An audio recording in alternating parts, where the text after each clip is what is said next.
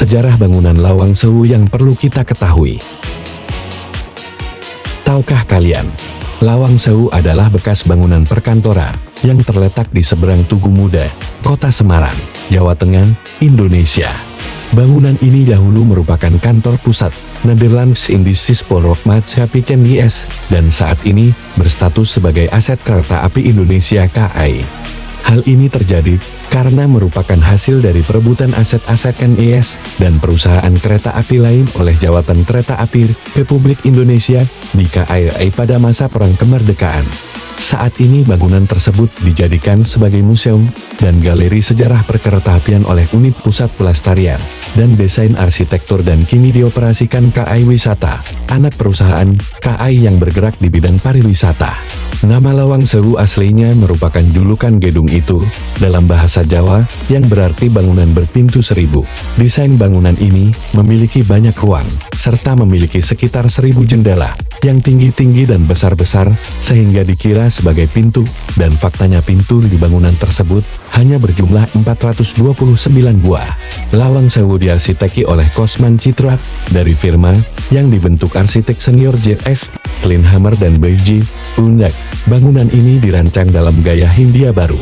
Konstruksi dimulai pada tahun 1904 dengan bangunan A yang selesai pada tahun 1907, sisanya rampung pada tahun 1919 dan awalnya digunakan oleh NIS, perusahaan kereta api pertama di Hindia Belanda.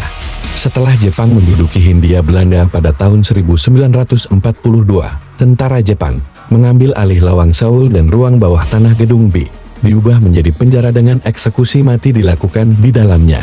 Setelah perang, tentara Indonesia mengambil alih kompleks bangunan tersebut, kemudian dioperasikan oleh Jawatan Kereta Republik Indonesia, dan pada tahun 1992 bangunan ini ditetapkan sebagai cagar budaya.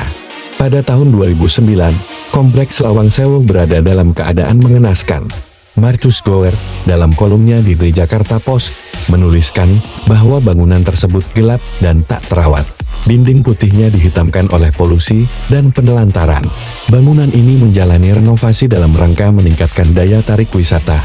Gubernur Jawa Tengah Bibit Waluyo mengerahkan prajurit TNI untuk membantu renovasi. Pada tanggal 5 Juli tahun 2011 gedung tersebut diresmikan oleh Ibu Negara Ani Yudhoyono.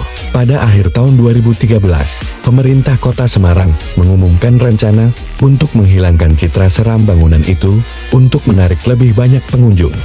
Lawang Sewu dikenal sangat angker karena ruangan bawah tanahnya yang pernah dijadikan tempat penyiksaan oleh serdadu tentara Jepang. Banyak wisatawan memasuki ruangan itu semata-mata untuk melihat hantu. Di antara hantu yang dilaporkan menghuni tempat itu adalah seorang noni Belanda yang melakukan bunuh diri di dalam, serta penampakan hantu tanpa kepala. Lantai dasar gedung B dihuni kuntilanak dan pocong di tempat penyiksaan penjara jongkok. Ditambah pada tahun 2007, sebuah film horor yang berjudul Lawang Sewu, Dendam Kuntilanak dirilis berdasarkan legenda urban. Nah, bagaimana? Tertarik mengunjungi Lawang Sewu?